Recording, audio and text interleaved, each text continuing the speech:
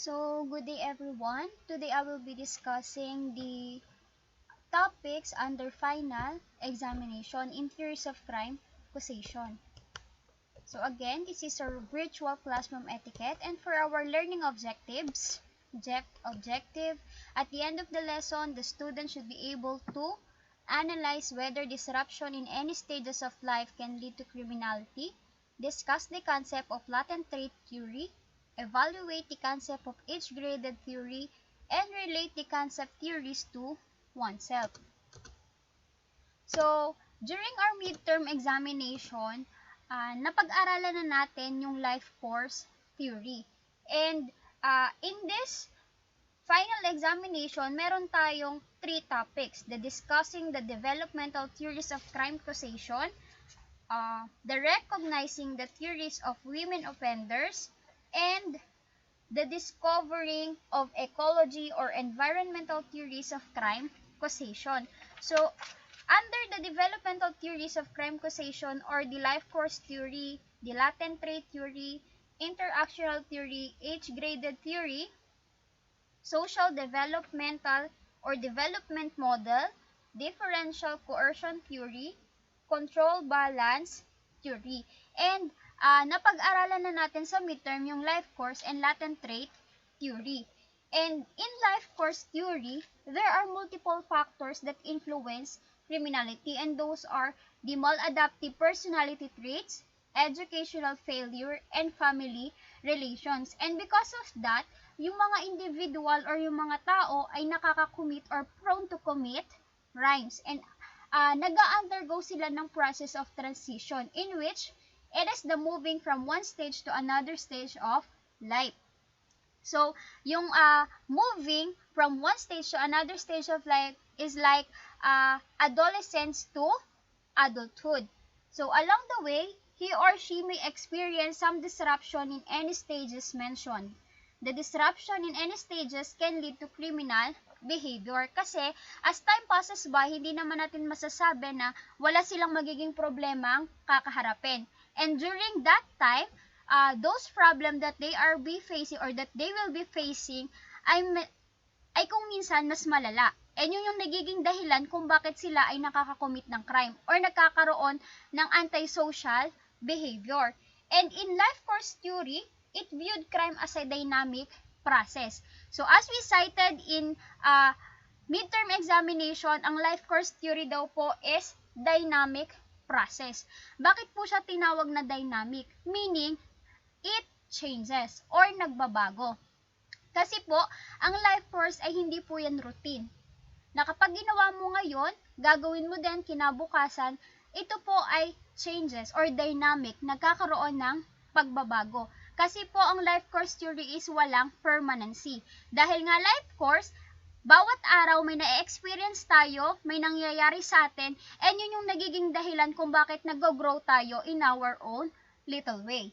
So one example of life course theory is, a female student got pregnant in her 3rd year of college. So eventually, her parents stopped her from going to school. After delivering the baby, the student had no intention anymore of going back to school. Instead, she's now more concerned on joining her friends wherever they go, letting her parents take care of her baby. So that is one of the example of life course theory, and which states that it viewed crime as a dynamic process. Not only the crime, because life course talks about yung buhay talaga natin in reality. So ang example nga natin is yung pregnant student. And dahil nga sa nabuntis siya ng maaga, kinakailangan niyang huminto ng pag-aaral. And yung parents na yung nagsabi na huminto siya ng pag-aaral. So after niyang maipanganak or mailabas si baby, instead na mag-force siya ng study niya, ang ginawa niya po is pinagpatuloy niya pa yan ang paghinto sa pag-aaral, and nag-join siya sa mga kaibigan niya, sa mga gala. Yung naging anak niya is, ang nag-aalaga po is parents, na dapat siya po yung gumagawa ng responsibility na yon. Dahil nga bata pa siya, sa halip na nagagawa niya yung gusto niya, hindi niya magawa dahil nabuntis siya ng maaga. And that is life course theory. Next, latent trait theory. It is the opposite of life course theory. It claims that people do not change. It also holds that human development is controlled by a master trait such as personality, intelligence, and genetic makeup, which is present at birth. So it claims that people do not change. Criminal opportunities change. So it is also believed that this trait remains stable and unchanging throughout a person's lifetime, whereas others suggest that it can be altered, influenced, or changed by subsequent experience.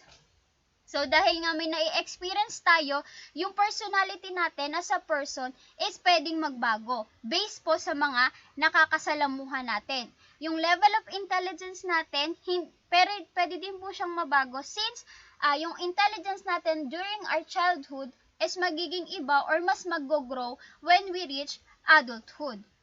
And in latent trait theory, kaya po sinasabi diyan na it claims that people do not change dahil nga po latent, hindi po siya nagbabago. Latent means it doesn't change. Nagkakaroon lang po siya ng changes kapag po nagkaroon na siya ng influence sa surrounding niya. Next is interactional theory. It was being proposed by Terence P. Thornberry. So he agrees that the onset can be traced to deterioration of social bond during adolescence. So it is marked by weakened attachment to parents, commitment to school, and belief in conventional values. Tinatawag din siya na weak bonds that leads kids to develop friendships with deviant peers and get involved in delinquency. So it clearly borrowed the principle of social bond theory by Travis Hirschi. And dun sa social bond theory ni Travis, meron tayong tinatawag na biak. Yung sabi ko sa inyo, tandaan nyo nung midterm, yung word na biak, yung belief, involvement, attachment, and commitment. And dahil nga dun sa theory ng social bond, nagkaroon ng proposal si Terence Thornberry na in which yung apat na band na yon yung tumutulong sa mga tao para magkaroon ng socialization sa ibang tao. Yung socialization na yon tinatawag siyang interaction. Kaya po nabuo yung word na interactional theory. Next, age-graded theory. It was introduced by Robert T. Sampson and John H. Love. So the turning points under age-graded theory is the marriage and career. So in age-graded theory, the type of crime committed by certain individual is in consonant with his age, governs or dictates type of crime committed by him. So for example, child yung nakakommit ng crime. So basically, yung mga nakukommit ng crime ng mga bata is tinatawag na status offense.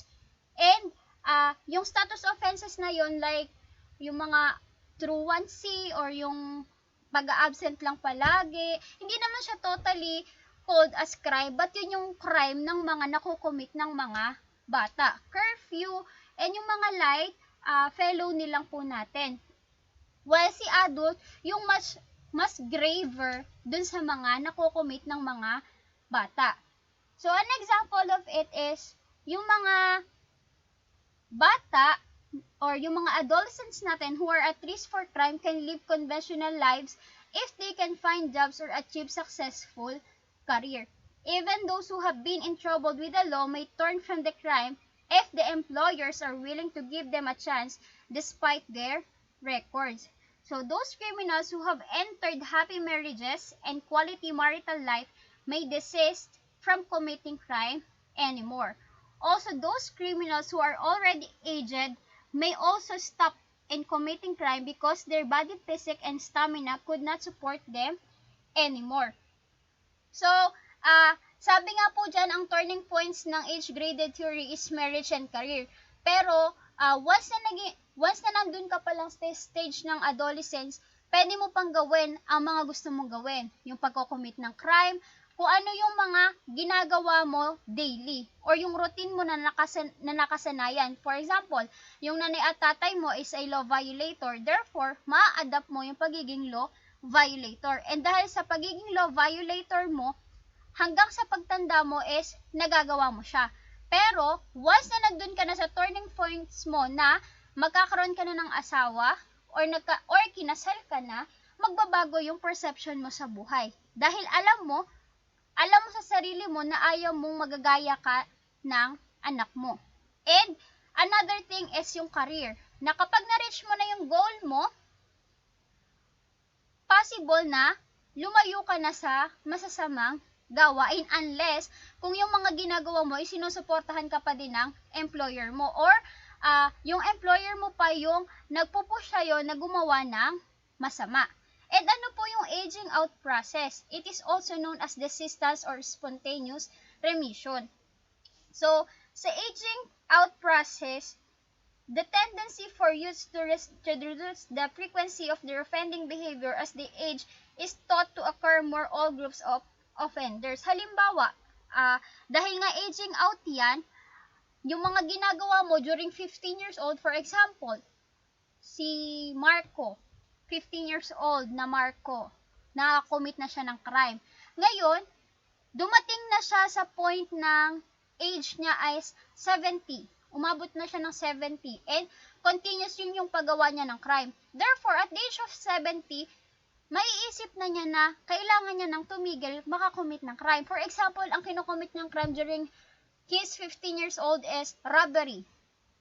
Ngayon, pagdating niya ng 70 years old, hindi naman na siya pwedeng makakommit ng robbery dahil nga nagkakaroon ng weakened body physique and stamina. And kapag humina yun, hindi ka naman na makakatakbo or kung makatakbo ka man, is pwede ka pa rin mahuli. And nasa tao na yon, natitigilan niya na ang pag-commit ng crime at the age of 70 and that is aging out process known as desistance or spontaneous remission. Ibig sabihin, unti-unti na niyang nai-stop yung pag-commit ng crime. Next is social development theory. Introduced by Joseph G. Weiss, Richard F. Catalano, and David Hawkins. So it holds that commitment and attachment to conventional institutions, activities, and beliefs insulate youths from delinquency, producing influence in their environment. Therefore, using this model, the role of parents is very important since they are the first teacher. And yes, the role of the parent is very important. So, if their parent doesn't obey the law, what more yung kanilang anak na nagkakaroon din ng influence sa environment. Syempre, yung mga anak nila, yung mas magiging prone or magiging influencer ng environment natin. Kasi sila yung pwedeng makipag-socialize sa ibang tao, lalong-lalo na kapag nag-aaral pa lang sila. Another thing is that if the child or children cannot form pro-social bonds with their family, are at risk for being exposed to deviant attitudes and behavior. Kung sa family pa lang nila, hindi na maganda yung attitude niya dahil nga sa nakikita niya sa parents niya, what more kapag lumabas na siya ng bahay nila.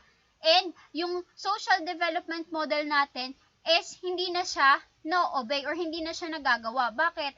Dahil nga sa pakikipag-socialize niya, sa halip na ma-develop siya, instead na ma-develop siya, lalo pong bumababa yung level ng intelligence niya when it comes to socialization. Pwedeng tumaas yung level of intelligence niya when it comes to socialization sa paanong paraan po in a good way. Kapag po gumagawa siya ng mabubuting gawain, especially once na pumapasok pa lang siya sa school, yung influence sa kanya ng environment is in good terms po sa kanya. Pero kapag po hindi siya nag-grow or nade-develop, hindi po natin masasabi na yung development ng isang bata is tumataas or nag-gain. Rather, yung development ng bata ay unti-unting bumababa or dahil nga sa pagkababa ng level of development na isang bata, nandun na siya sa risk in committing crime or prone in committing crime. Next is differential coercion theory. So,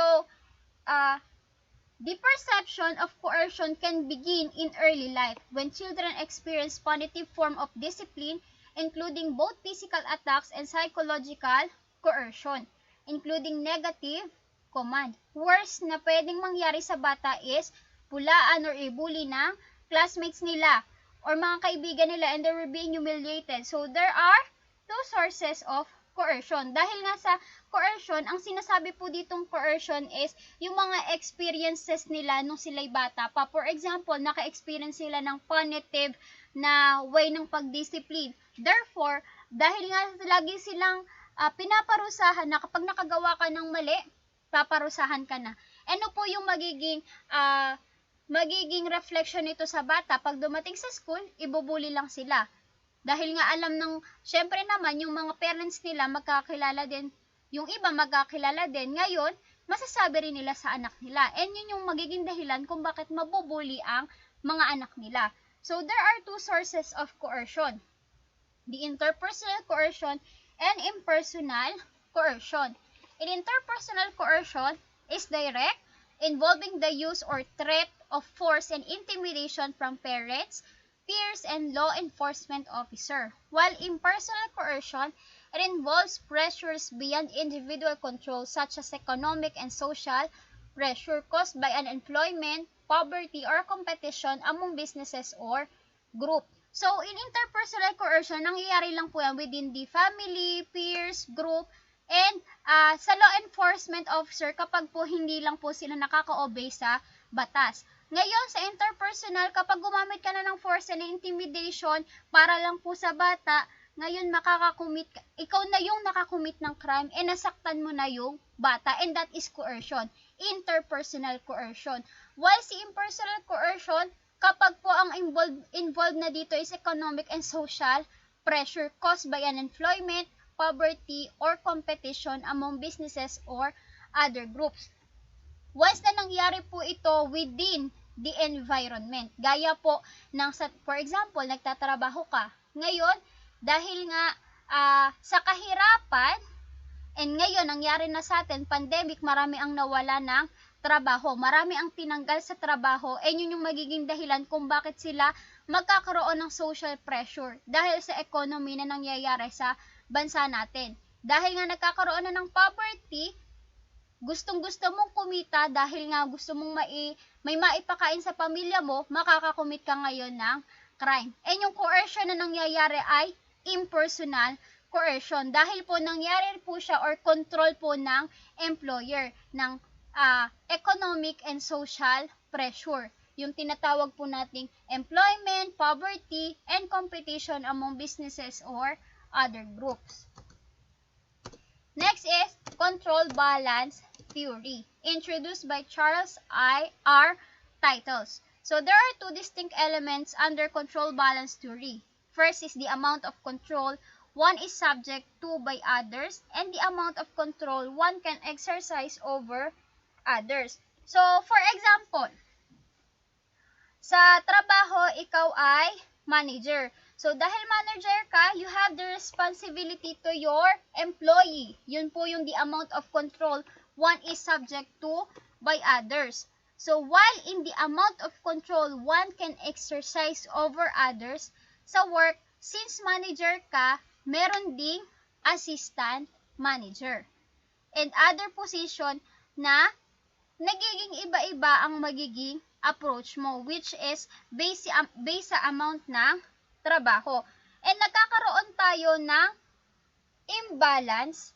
Yan po yung imbalance, meaning it represent a potential to commit crime and deviance. If sumobra ka na sa treat mo sa employee, that downgrades their personality.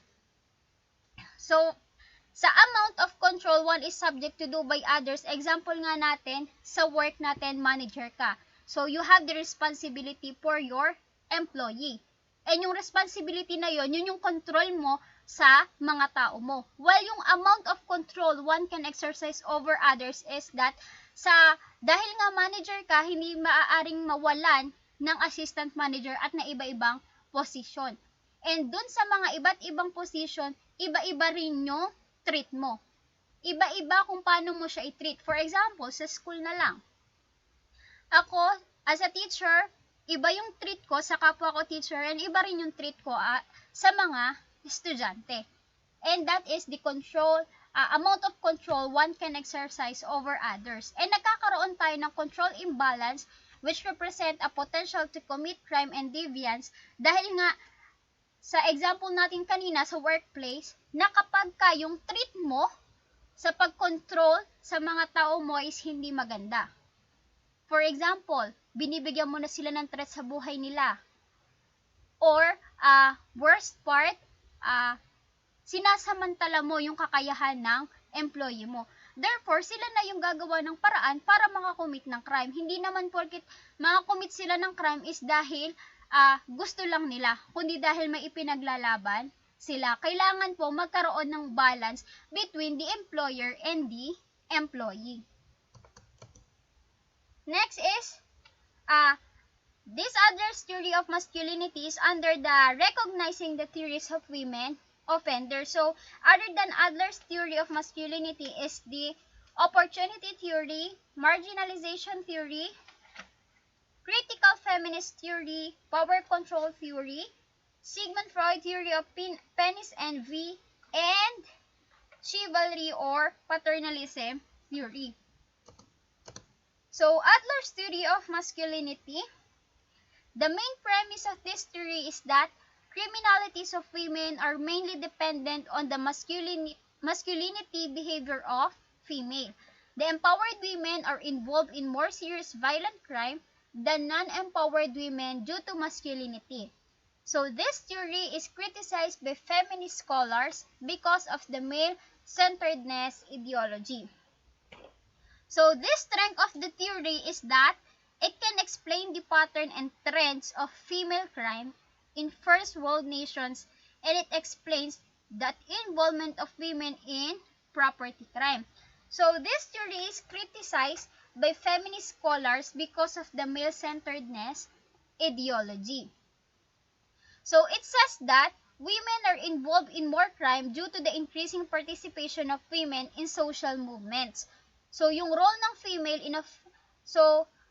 since yung role ng female ay nagbabago. Nagkakaroon sila ng independence in her work and thought kasi dati, yung mga babae, alam naman natin na pag sinabi nating babae nung unang panahon, isa bahay lang.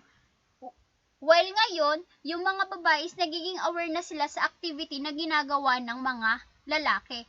And yun yung sinasabi dyan na women are mainly dependent on masculinity behavior of female. Kasi ngayon, sa panahon ngayon, yung mga ginagawa ng lalaki is kaya nang gawin ng mga babae. And paano po nagkakaroon ng crime in Adler's theory of masculinity? Dahil nga, sometimes na-overpower din ng mga babae ang mga lalaki when it comes to work, nagiging prone sila sa mga tao.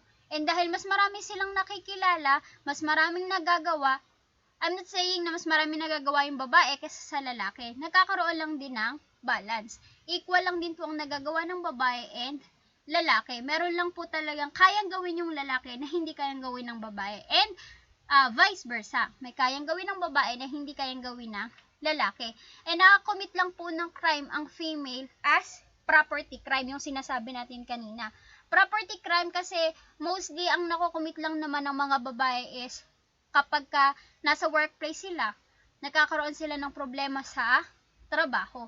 Hindi naman sila nagkakaroon ng crime na mas malala pa doon. Pero ngayon, sa panahon ngayon, alam naman natin and aware tayo na ang mga babae is nakakagawa din ng crime na kayang gawin ng mga lalaki or worst, may nagagawa din ng mga babae na mas worst pa.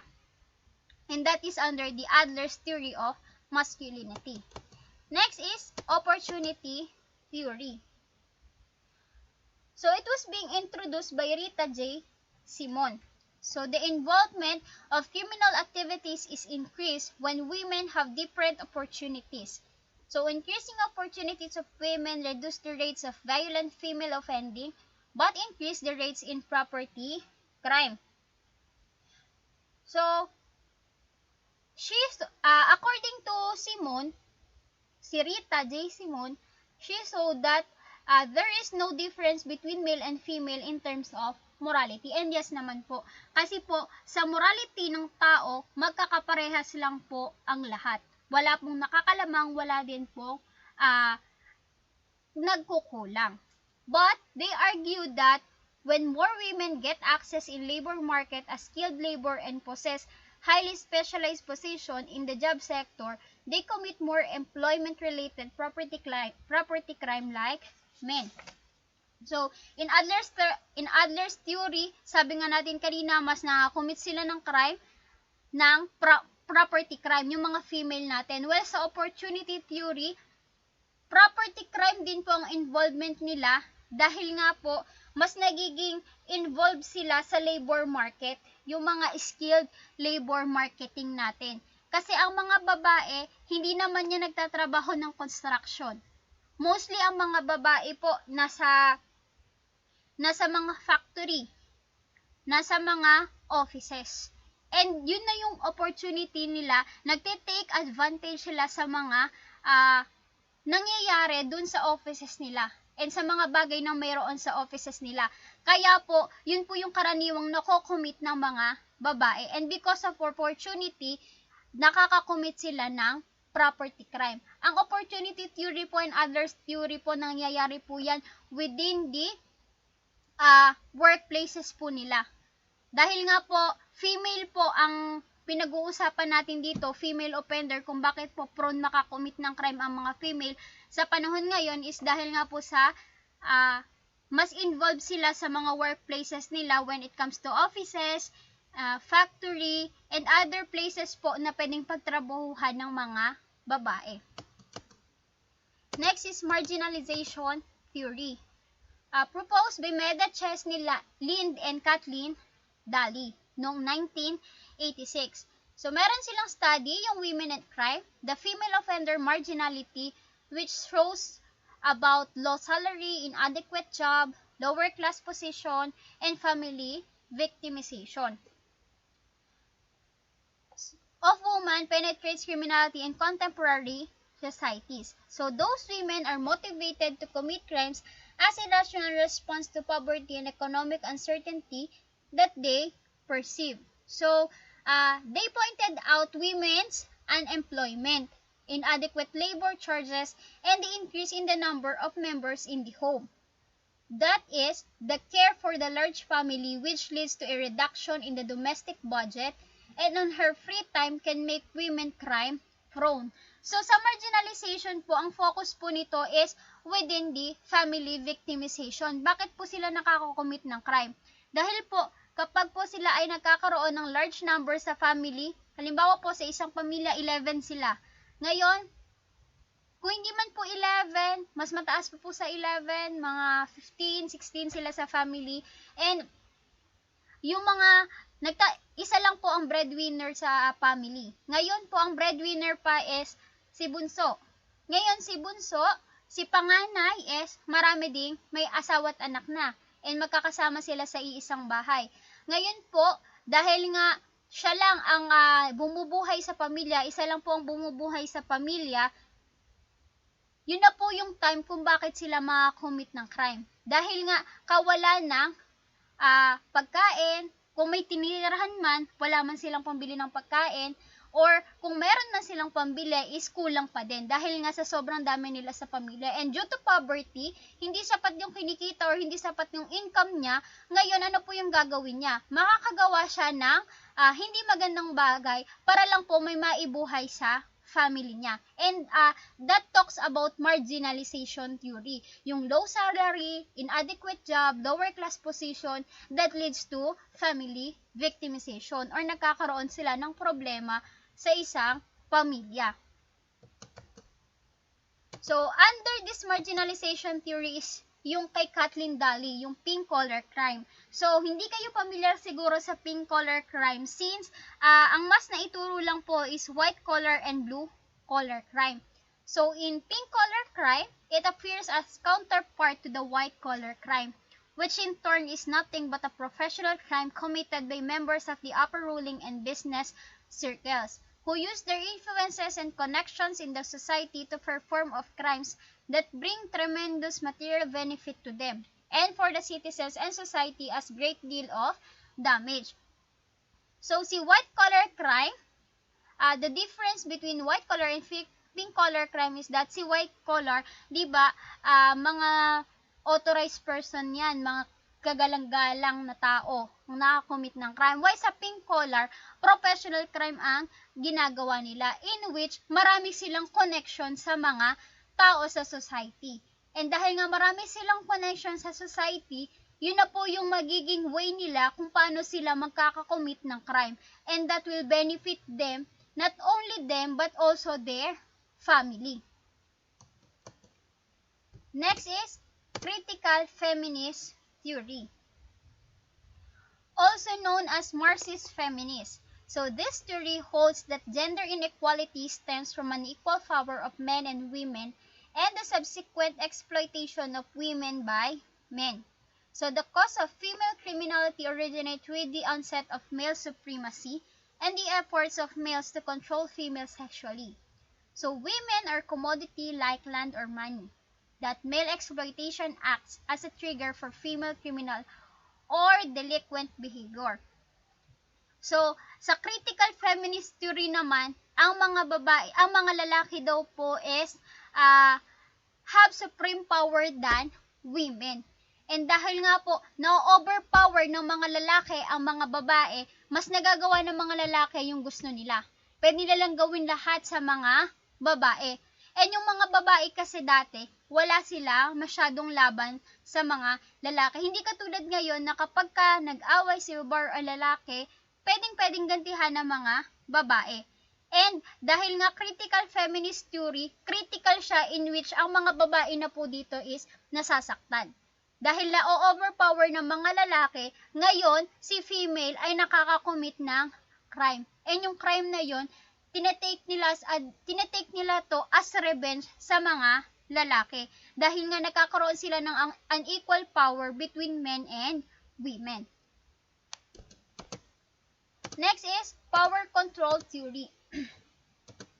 So in power control, it was introduced by John I. Hagan during 1985.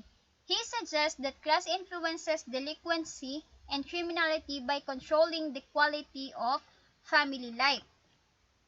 So in egalitarian families, in which the husband and the wife share similar position of power at home and in the workplace, daughters gain a kind of freedom that reflects reduced parental control.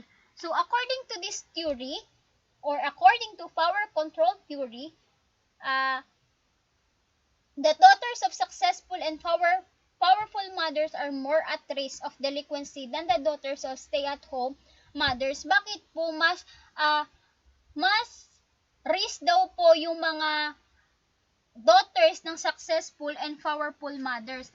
Kasi po, dahil hindi sila masyadong nagagabayan or hindi sila masyadong nagaguide ng magulang nila. Dahil nga parehas ang magulang nila nagtatrabaho, ngayon wala pwedeng mag-guide sa anak nila. Unlike dun po sa mga mothers na lagi pong nasa bahay.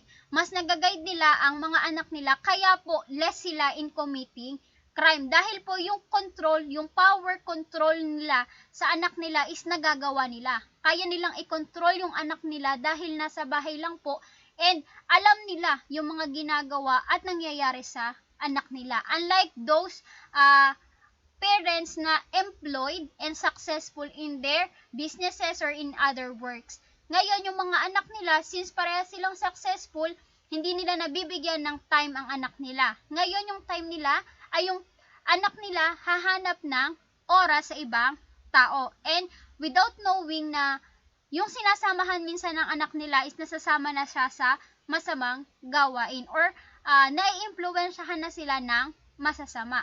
And they have no control with their child. Kaya po yung child na yon is risk in committing crime. It doesn't mean na risk in committing crime is nakakommit na ng crime. Risk pa lang po. Ibig sabihin, pwede po siya makakommit ng crime, pwede hindi.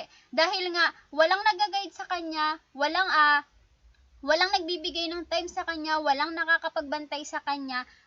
In short, meron siyang freedom, kaya pwede niyang gawin ang mga gusto niya. And sila po yung mga risk in committing crime. Next, Sigmund Freud theory of penis envy. So penis envy is a theory in Freudian psychoanalytic theory that proposes that very young girls feel deprived and envious that they do not have a penis. According to him, women are simply men without penises. So since ang mga babae nga po is same lang sila ng mga lalaki, ibig sabihin lang po ni Freud sa theory niya na penis envy is that si male and si female is magkatulad lang po. The difference is that si female po is walang penises or walang penis, walang penis. Ngayon po, in penis envy, it is a stage of development experienced only by female children and occurs when a girl first notices the difference in male and female anatomy and longs to have a penis of her own. He suggested that this moment is critical for sexual awareness and gender role differentiation in women. So after a girl realizes she lacks a penis, she may be envious of boys. She may then begin to sexually desire her father and blame her mother for her apparent castration, longing for the death or disappearance of her mother. So, in penis envy daw po, ang sabi po, ang mga babae daw po is nahihili sa mga lalaki dahil ang mga lalaki ay may mga penis while yung mga babae is wala po. And according to this theory, dahil nga po naiinggit ang mga babae, mas nagkakaroon sila ng hindi naman siya totally tampo sa nanay nila dahil nga sila ay walang penis, dahil sila ay babae. Pero yan po ay nangyayari habang bata pa lang po. Dahil po, unti-unti silang nagiging aware sa nagiging gender nila. And dahil aware na po sila, magkakaroon na po ng inggitan. And ito po ay according lang po kay Freud ha. According to kay Freud na ang mga babae daw po is nahihila sa mga lalaki dahil may mga penis ang mga lalaki. And nahihili sila, kaya po dahil nga sa pagiging envious nila, mas nagiging attached sila sa father nila habang bata pa. Kaya po marami sa mga babae ang mas close sa tatay kaysa po sa nanay. Mas lamang lang po. I'm not saying po na lahat po ng babae or mas lamang yung mga babae na close sa tatay kaysa sa nanay. Depende po yun sa inyo kung kanino close si girl po. Kasi karaniwan po, based din po sa mga observation ko na ang mga babae is mas close sa tatay kaysa sa nanay. Ganun po kasi ang nangyari kay Freud na theory. Dahil po, ang mga babae nga po is walang penises, naging close sila sa mga lalaki kasi po nahihili sila. And yung mga lalaki naman po is close sa mother nila. Ang tawag lang po sa theory ni Freud, nagkakaroon ng sexual awareness between the girls and the boys. And they called it penis envy theory. Next is chivalry or paternalism theory, introduced by Otto Pollack during 1950. So the criminality of women argues that in patriarchal society, women are treated more leniently than men because women are believed to be born biologically inferior and need of protection from men. So paternalism theory further states that traditional women are treated with extreme leniency due to chivalry resulting from paternalistic attitude within a patriarchal society. So, because they viewed women as physically weak and inherently sexual, kaya marami ang nabibiktima ng rape sa mga babae po and domestic violence. So, it concludes that female is inferior than male, kaya one of the reason bakit makakommit ng crime ang mga babae to take revenge. So, napapansin nyo po, sa theory natin, itong final examination, mas nagpo-focus po siya sa mga babae. Kasi po, it talks about the risk in committing crime ng mga babae. Paternalism theory po, dahil nga po, nagkakaroon ng medyo bossy ang mga lalaki, namimistreat nila ang mga babae, nagiging inferior nila ang mga babae. During ancient time pa po, hindi naman sobrang ancient, but nung mga sinauna pa po, mas na-overpower ng mga lalaki ang mga babae. Unlike today, na ang mga babae ngayon is meron na silang power or meron na silang boses para gumante sa mga babae. Kasi karaniwan po ang nakakakomit ng crime or nakakagawa ng masama is mga lalaki. And yung pananakit, domestic violence na tinatawag natin ngayon, pwedeng kasuhan under Vow C, yung sa battered woman syndrome, na ang mga lalaki kapag nanakit is pwede pong kasuhan. And yung mga lalaki nga po, mas namimistreat nila yung mga babae dahil marami sa mga lalaki ang hindi marunong umintindi sa mga babae. For example, yung mga babae dahil nga sobrang weak nila, nare-rape sila ng mga lalaki and nare-rape sila ng walang kalaban-laban kasi alam natin na pag sinabing mga lalaki, malakas to. Strong ang personality nito. Wala tayong laban. So kapag dinala na tayo sa isang lugar, wala na tayong chance na makapag-take ng revenge. Pero kapag ang mga babae is nagkaroon ng chance or opportunity para gumante, gagawa ng paraan ng mga babae para maipaglaban ang karapatan nila. So sa paternalism theory, ang sinasabi lang po dito na ang mga babae daw po is inferior of men. Kasi nga po, nagkakaroon ng supremacy between men and women. Next is, nandun na po tayo sa third part natin, yung discovering the ecology or environmental theories of crime causation. Those are human ecology theory, ecological systems theory, broken windows theory, crime pattern theory, and rational choice perspective. So in human ecology, introduced by Ernst Haeckel, first to give the name ecology to the study of interrelations and interdependence of species, and by so doing gave them the character of distinct and separate science. So, Robert Park and Ernest Burgess introduced human ecology, which represents an attempt to systematically apply the basic theoretical scheme of plant and animal ecology to the study of human ecology.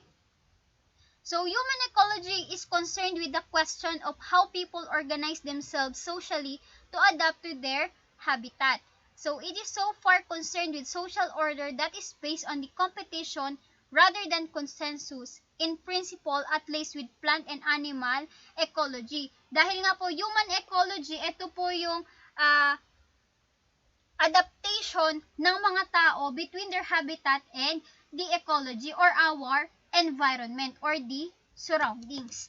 So, under this human ecology is the ecological systems theory.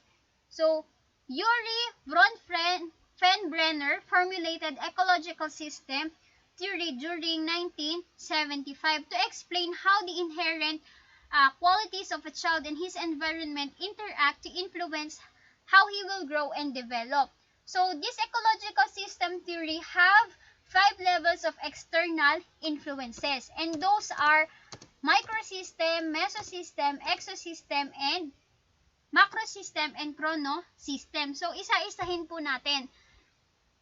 When we say microsystem, it is the smallest and most immediate environment in which the child lives. So, it comprises the daily home, school or daycare, peer group, or community environment of the child. So, sa microsystem, since micro yan, nandun pa lang po tayo sa maliit na unit ng place natin. Yung home, school, peer group, community ng isang bata. While in mesosystem, it encompasses the interaction of the different microsystem which the developing child finds himself in. Ibig sabihin po, nagkakaroon na po ng linkages between the home and the school, between peer group and family, or between family and church. So, sa microsystem, isang unit lang po. Yung home, yung family, yung peer, yung environment. While si mesosystem naman po, nagkakaroon na ng linkages or interaction between home and school, between family and peer, between family and church. While exosystem pertains to the linkages that may exist between two or more settings, one of which may not contain the developing child but affects him indirectly nonetheless. Other people and places which the child may not directly interact but may still have an effect on the child, which comprise the exosystem. So an example po, a father who is continually passed for promotion by an indifferent boss at the workplace may take it out on his children and mistreat them at home. So sinasabi nga po natin sa exosystem, it happens between two settings. Halimbawa po, si tatay mo, dalawa po yung hawak na posisyon. Ngayon, pag uwi niya sa bahay, dahil sobrang stress niya, namimistreat niya yung anak niya. Or possible, yung stress niya is maibato niya sa anak niya. And that is exosystem. So again, microsystem po, one unit lang po, yung home, school, while si mesosystem, nagkakaroon na ng linkages between the home and the school, family and church, family and peer. While si exosystem po, ito na po yung nangyayari between two settings. For example nga po, yung sa workplaces na ang tatay po is dalawa yung hinahawakang posisyon dahil sa sobrang stress niya po, naibabato niya po sa anak niya or namimistreat niya yung anak niya. And macrosystem, it is the largest and most distant collection of people and places to the child that still exercises significant influence on the child. So, it is composed of the child's cultural patterns and values, specifically the child's dominant beliefs and ideas, as well as political and economic system. So, an example po, si child po, lumaki doon sa war-prone areas or sa lagi na lang nagkakaroon ng away, ng gulo. So, yung pagpapalaki or yung paglaki or development ng child is ibang-iba dun sa mga child na lumaki sa peace surrounding or peace environment.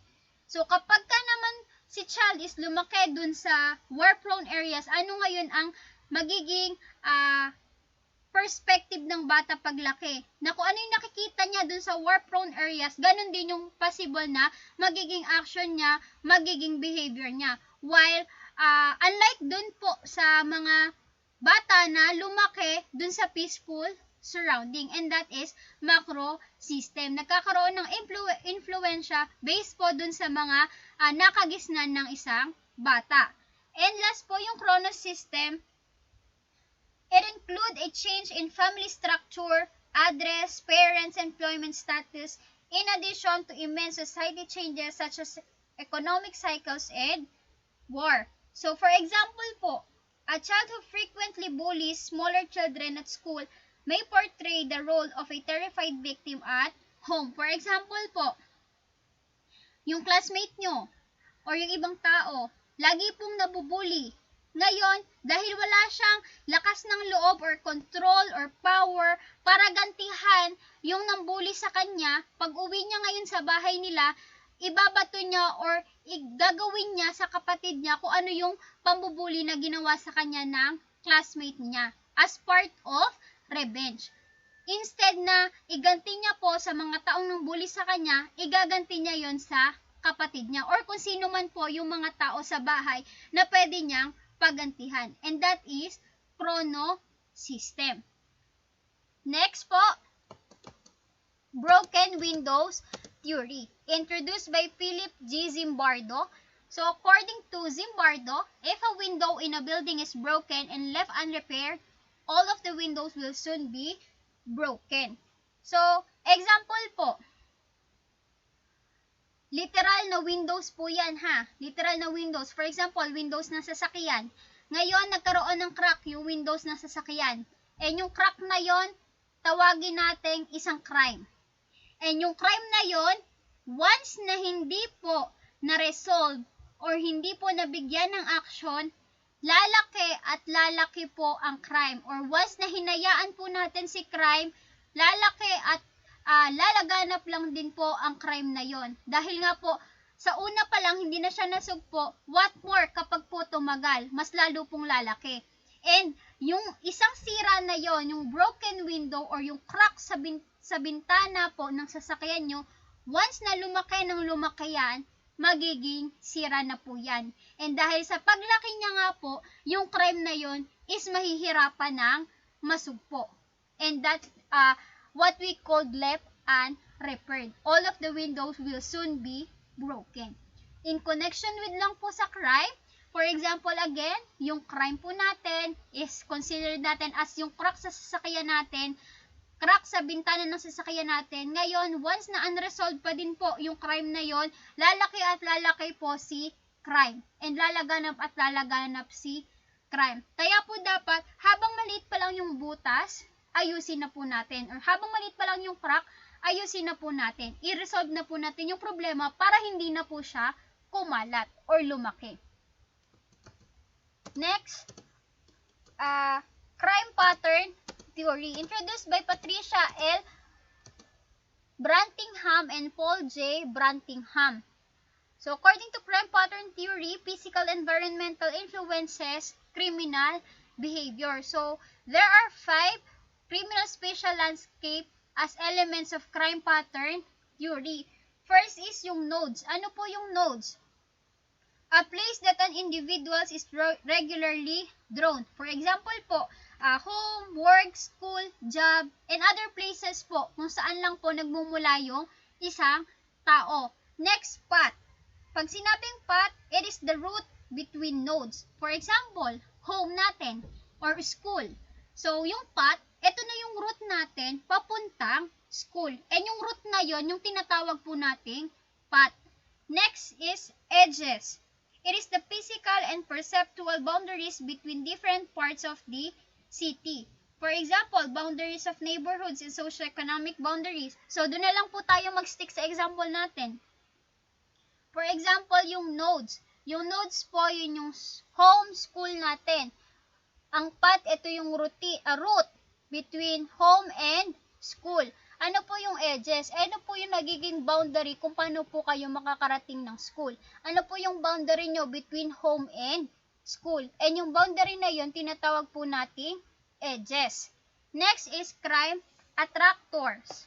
These are the nodes of known criminal activity that attract additional offenders.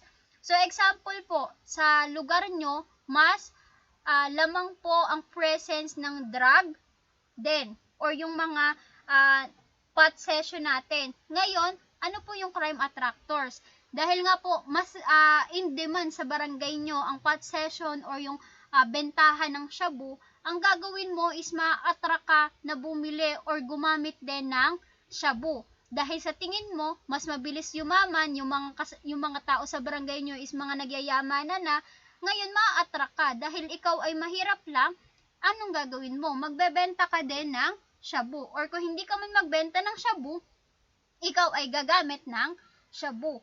Next is crime generators. So, sa crime generators, a particular node where lots of people tend to congregate for reasons that are not related to any particular activity. For example, ano po yung crime na nakukomit sa crime generators? Yung nagkaroon ng fiesta. Dahil nga, ang fiesta, maraming tao, hindi kayo magkakakilala, nagkakaroon ng crime. Nakakomit ka ng pickpocketing. Because, yung mga tao sa lugar na yon is anonymous. And hindi nila alam kung sino yung kumuha or nagnakaw dun sa isang tao. That is crime generator. Nagkakaroon ng generator dahil meron silang isang occasion na pinaghandaan or pinlano para makakomit sila ng crime. And lastly po, for the coverage of our final examination is rational choice perspective. It was being introduced by Ronald V. Clark and Derek B. Cornish. Introduced the utilitarianism and theory of economic choice, which is under po ito ng preliminary examination natin sa classical theory, yung utilitarianism and theory of economic choice. So, yung utilitarianism lang po under ng prelim natin, yung sa classical theory. So, utilitarianism